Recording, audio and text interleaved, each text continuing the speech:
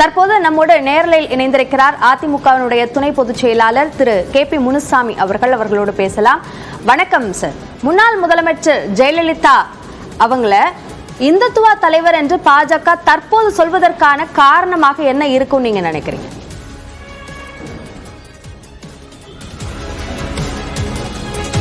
ஒரு அரசியல் உள்நோக்கத்தோடு இந்த கருத்தை திரு அண்ணாமலை அவர்கள் கூறியிருக்கிறார்கள். திராவிட இயக்கத்தினுடைய வரலாறு தெரியாமல் திரு அண்ணாமலை இந்த கருத்தை கூறியிருக்கிறார். எனவே இந்த திராவிட இயக்கத்தினுடைய வரலாறை இங்கே நான் நினைவு கூற கடமைப்பட்டிருக்கிறேன். இந்திய திருநாடு சுதந்திரமடைந்த பின்பு தமிழகத்திலே வாழ்கின்ற மக்கள் மூட நம்பிக்கைகளோடு வாழ்ந்தவர்கள். நீண்ட காலம் ஒரு கூட்டம் தமிழகத்தில் இருக்கின்ற மக்களை அடிமைகளாக வைத்துக் கொண்டிருந்த காலம். அப்படி அடிமைகளாக இருக்கின்ற மக்களை, மூட நம்பிக்கையோடு வாழ்கின்ற மக்களை பகுத்தறிவோடு சிந்தனையோடு வெளிப்படுத்திக் கொண்டு வருவதற்காக பேரறிஞர் அண்ணா அவர்கள் திராவிட முன்னேற்றக் கழகத்தை உருவாக்கினார்கள். அப்படி உருவாக்கி பட்டி தொட்டிகள் எல்லாம் பகுத்தறிவு சிந்தனைகளை வெளிப்படுத்தி பெரியாருடைய சிந்தனைகளை உடனே சேர்த்து பட்டி தொட்டிலாம் சென்று மக்களுக்கு விழிப்புணர்வை ஏற்படுத்தி அரசியல் கட்சியை உருவாக்கி இந்திய துணைக்கண்டத்தில் குறைந்த காலத்தில் தமிழகத்தில் ஆட்சி மாற்றத்தை ஏற்படுத்திய இயக்கம் திராவிட இயக்கம். அப்படி ஆட்சி மாற்றத்தை ஏற்படுத்தியதன் காரணமாக தமிழக மக்கள் பகுத்தறிவு சிந்தனையோடு வர ஆரம்பித்தார்கள். மேட்டுக்குடியில் இருந்த அந்த அதிகாரம் சாதாரண மக்களிடத்திலும் எடுத்துச் செல்லக்கூடிய வாய்ப்பை உருவாக்கி கொடுத்தவர் பேரறிஞர் அண்ணா பெருந்தகை அவர்கள். அந்த இயக்கத்தினுடைய இரண்டாவது தலைமையேற்றவர் புரட்சித் தலைவர் எம்ஜிஆர். புரட்சித் தலைவர் எம்ஜிஆர் பேரறிஞர் அண்ணா வகுத்த கொள்கைகளை தலைமையேற்கொண்டு ஆட்சி நடத்தினார். புரட்சித் தலைவர் மறைவுக்கு பின்பு இந்த இயக்கத்தை காப்பாற்றி அண்ணாவினுடைய கொள்கைகளை தலைமையில் நிறுத்தி இந்த கொள்கையை முன்னிறுத்தி ஆட்சி நடத்தியவர் புரட்சித் தலைவி அம்மா அவர்கள். திராவிட இயக்கத்தினுடைய மூன்றாவது தலைவராக, திராவிட இயக்கத்தினுடைய பரிமாண வளர்ச்சியாக உருவாக்கியவர் இதய டாக்டர் புரட்சித் தலைவி அம்மா அவர்கள். அதற்கு ஒரே ஒரு உதாரணம், இந்திய துணைக்கண்டத்தில் எந்த மாநிலத்திலும் கொண்டு வரப்படாத இட ஒதுக்கீட்டு கொள்கையை உச்சநீதிமன்றம் சென்று வெற்றி பெற்று தாழ்த்தப்பட்ட, பிற்படுத்தப்பட்ட, ஒடுக்கப்பட்ட அந்த சமூக மக்களுக்கு கல்வியிலும் வேலைவாய்ப்பிலையும் வாய்ப்பை உருவாக்கி கொடுத்தவர் இதயம் டாக்டர் புரட்சித் தலைவி அம்மா அவர்கள். அவர்கள் வாழ்ந்த காலம் வரை திராவிட கொள்கையோடு வாழ்ந்தார்கள். அவரை பொறுத்தவரையில் தனிப்பட்ட முறையில் இறை நம்பிக்கை உடையவர். இறை நம்பிக்கை உடையவராக இருந்தாலும் கொள்கையில் மாறாமல் தான் ஏற்றுக்கொண்ட தலைவனுடைய கொள்கையோடு வாழ்ந்து வாழ்க்கையை முடித்தவர் புரட்சித் தலைவி அம்மா அவர்கள். இந்த சிறுபிள்ளைத்தனமாக பேசுகின்ற திரு அண்ணாமலை போன்றவர்களை பார்த்து நான் கேட்கிறேன், இந்துத்துவ கொள்கைக்கும் பிஜேபிக்கும் என்ன தொடர்பு இருக்கிறது? நீங்கள் மதம் சார்ந்த அரசியல் நடத்தி கொண்டிருக்கிறீர்கள். எங்களை பொறுத்தவரையில் மக்களுடைய நலன் சார்ந்த அரசியலை நாங்கள் செய்து கொண்டிருக்கிறோம். அப்படி நலன் சார்ந்த அரசியலை செய்த காரணத்தினால்தான் இன்று தமிழகம் அனைத்து துறைகளிலும் முன்னிலை வகிக்கிறது என்று சொன்னால் அதற்கு புரட்சித் தலைவி அம்மா அவர்கள் முக்கிய முதல் காரணம் என்பதை தெரிவித்துக் கொள்கிறேன். அண்ணாமலை, திருமிகு தமிழிசை சவுந்தரராஜன் இவர்களுடைய இந்த கருத்துக்களை, அதாவது இந்துத்துவ தலைவர் என்று அவர்கள் திருமிகு ஜெயலலிதா அவர்களை சொல்றத புகழ்ச்சின்னு பாக்குறீங்களா, அல்லது ஒரு குறிப்பிட்ட மத அடையாளம் பூசப்படுவதாக பாக்குறீங்களா?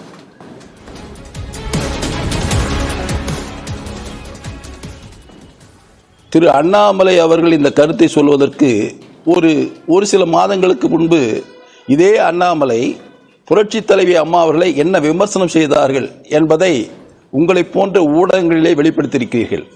அப்படி வெளிப்படுத்தியிருக்கின்ற நீங்கள் சற்று சிந்தித்து பாருங்கள்.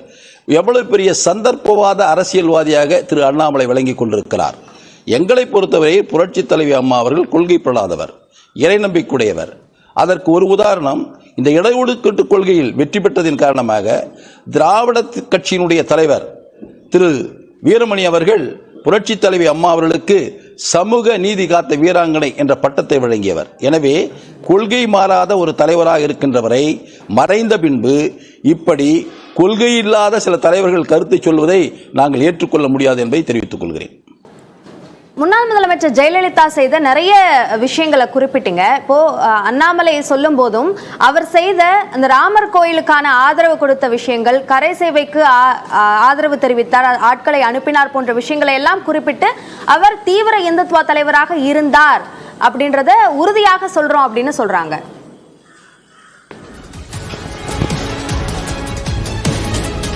தெய்வ நம்பிக்கையோடு ஒரு தலைவர், ஒரு மனிதர் இருக்கின்ற பொழுது, தலைவர் என்பதை விட தெய்வ நம்பிக்கையோடு ஒரு மனிதர் இருக்கின்ற பொழுது, அந்த தெய்வத்திற்கு ஒரு நிந்தனை வருகிறது என்று சொன்னால் அந்த நிந்தனையிலிருந்து வெளிக்கொண்டுவதற்காக சில கருத்துக்களை சொல்வது என்பது ஒரு இயல்பான எண்ணம். அந்த எண்ணத்தை வைத்துக்கொண்டு இந்துத்துவ கொள்கையோடு புரட்சித் தலைவி அம்மாவில் இருக்கிறார்கள் என்பதை தனக்கு வசதியாக மாற்றிக்கொள்ளுகின்ற இந்த சந்தர்ப்பவாத பாரதிய ஜனதா கட்சி தலைவர்களுக்கு நான் ஒன்று சொல்லிக் கொள்கிறேன். நேரம் வரும்போதும் காலம் வரும்போதும் தங்களை மாற்றிக்கொள்ளக்கூடிய ஒரு ஜந்து இருக்கிறது. அந்த ஜந்தை போல இவர்கள் பேசிக் கொண்டிருக்கிறார்கள். அதை தயவு செய்து நிறுத்திக் கொள்ள வேண்டும் என்று நான் கேட்டுக்கொள்கிறேன். இந்துத்துவா என்ற கொள்கை குறித்த தவறான புரிதல் காரணமாகத்தான் ஜெயலலிதாவை இந்துத்துவா தலைவர் என்று சொல்வதற்கு அதிமுகவினர் எதிர்ப்பு தெரிவிக்கிறாங்க அப்படின்னு திரும்பி தமிழிசை சொல்றாங்க. இதற்கு உங்களோட பதில்?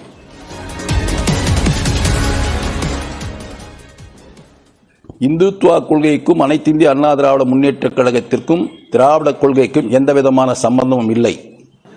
இதே இறை நம்பிக்கையோடு ஏமாற்றி கொண்டிருக்கின்ற ஒரு கூட்டம் ஆண்டாண்டு காலமாக இங்க மக்களை அடிமையாக வைத்திருக்கின்ற அந்த கூட்டத்தை எதிர்த்து போராடி வெற்றி கண்ட இயக்கம் தான் திராவிட இயக்கம். எனவே இந்த இந்துத்துவா என்ற வார்த்தையை பயன்படுத்தி மீண்டும் தமிழகத்தில் அவர்கள் நுழைவதற்கு முயற்சி செய்கின்றார்கள். அந்த கூட்டத்தை அடையாளம் கண்டு இந்த திராவிட இயக்கத்தினுடைய முன்னோடி தலைவர்களும் தொண்டர்களும் விரட்டி அடிப்பார்கள் என்பதை தெரிவித்துக் கொள்கிறேன். ஜெயலலிதாவுடைய இந்துத்துவா கொள்கையிலிருந்து தற்போது அதிமுக பிறழ்ந்து விட்டது, அதனால் அந்த வெற்றிடத்தை பாஜகவால் தான் நிரப்ப முடியும் என்ற கருத்தையும் சேர்த்து திரு அண்ணாமலை சொல்லியிருக்கார். இதற்கு உங்களோட பதில் என்ன? அவர்களுடைய கருத்தை மறந்துவிட்டார். ஒரு தேர்தலில் பாரதிய ஜனதா கட்சியோடு கூட்டணி சேர்ந்த பின்பு அந்த தேர்தலுக்கு பின்பாக அடுத்ததாக கட்சி தொண்டர்களிடத்திலையும் மக்களிடத்திலையும் மிக வலுவான ஒரு கருத்தை முன்வைத்தார் புரட்சித் தலைவி அம்மா அவர்கள். இனி நான் இருக்கின்ற வரையில் எந்த காரணத்தை கொண்டும் பாரதிய ஜனதா கட்சியோடு நான் கூட்டு வைத்துக் கொள்ள மாட்டேன் என்று அழுத்தம் திருத்தமாக ஒரு கருத்தை அவர் பதிய வைத்து அதையே நடைமுறைப்படுத்தி காட்டினார். அப்படி நடைமுறைப்படுத்தி காட்டிய ஒரு உன்னத தலைவரை தங்களுடைய அரசியல் ஆதாயத்திற்காக திரு அண்ணாமலை அவர்களும் திருமதி முன்னாள் கவர்னர் அவர்களும் இந்த கருத்தை பயன்படுத்திக் கொள்வது என்பது ஒரு வெட்கக்கேடான விஷயம். மக்களிடத்தில் செல்லுங்கள், மக்களிடத்தில் உங்களுடைய கருத்துக்களை சொல்லுங்கள், மக்கள் ஏற்றுக்கொண்டால் உங்கள் கட்சி வளர்கிறது. அதை விட்டுவிட்டு ஒரு தனிப்பட்ட தலைவரை முன்னிறுத்தி அந்த தலைவரை மீது வேறு விதமான ஒரு கருத்தை சொல்லி எங்களை போன்றவர்கள் மீது கோபப்படுகின்ற வகையிலும் வேகப்படுகின்ற வகையிலும் நீங்கள் செயலாற்றுவது என்பது ஒரு அரசியல் நாகரிகமற்ற செயல் என்பதை நான் இந்த நேரத்தில் தெரிவித்துக் கொள்ள விரும்புகிறேன். இல்லை, இப்போ அவர் இந்துத்துவா தலைவர் தான், அதை அதிமுகவினர் மறுத்தாங்கன்னா அவங்க கூட விவாதம் செய்யறதுக்கு தயார் என்ற அளவுக்கு உறுதியா சொல்றாரே திரு அண்ணாமலை.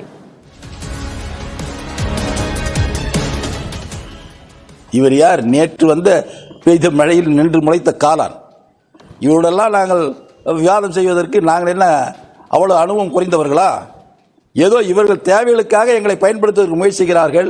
அந்த முயற்சியில் நிச்சயமாக அவர்கள் மிகப்பெரிய அளவிலே தோற்கடிக்கப்படுவார்கள்.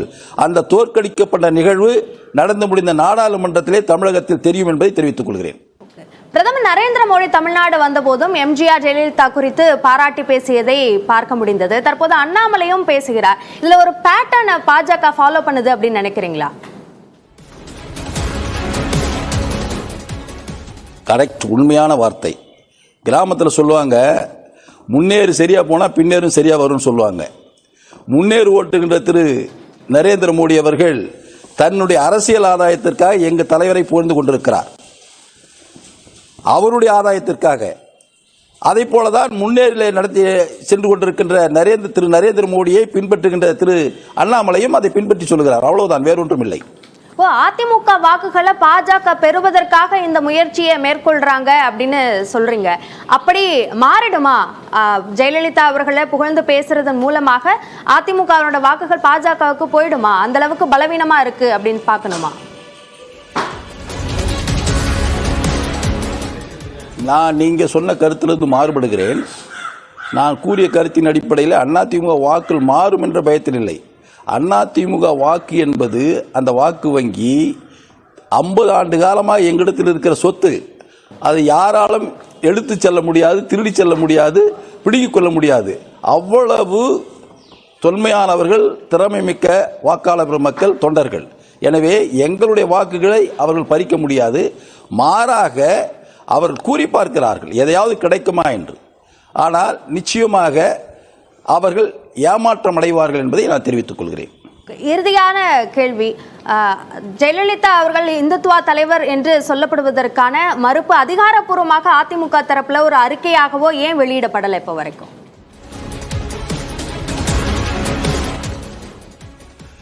தேவையில்லாதவர் சொல்லுகின்ற கருத்துக்களை எல்லாம் தேவையில்லாத இடத்திலிருந்து வர வேண்டிய அவசியம் இல்லை. நீங்கள் இந்த வணக்கம் தமிழகத்தில் வேறு பிற நாட்டினுடைய பிரச்சனைகள் அதை பற்றி நீங்கள் கேட்பீர்கள் என்ற நம்பிக்கையோடு தான் இங்கே அமர்ந்தேன். ஆனால் ஒரு தனி மனிதரை முன்னிறுத்தி, ஒரு தனிப்பட்ட கட்சியை முன்னிறுத்தி நீங்கள் இது போன்ற கேள்விகளை கேட்டிருக்கிறீர்கள். எனவே அவர்களுக்கெல்லாம் நாங்கள் அறிக்கையாக பதில் சொல்ல வேண்டிய அவசியம் இல்லை என்பதை தெரிவித்துக் கொள்கிறேன். இல்லை, தமிழ்நாட்டில் மிகப்பெரிய தலைவராக இருந்தவர் சார்ந்த கொள்கை குறித்த ஒரு கருத்து வெளியாகும் போது அது குறித்த ஒரு முக்கியமான கட்சி நபரிடம் கருத்து கேட்பதில் தான் இதனுடைய நோக்கம், இந்த நேர்காணலுடைய நோக்கம். இணைப்பில் எங்களுடைய பல்வேறு கேள்விகளுக்கு பதிலளித்தமைக்கு நன்றி திரு கே பி முனுசாமி. வணக்கம்.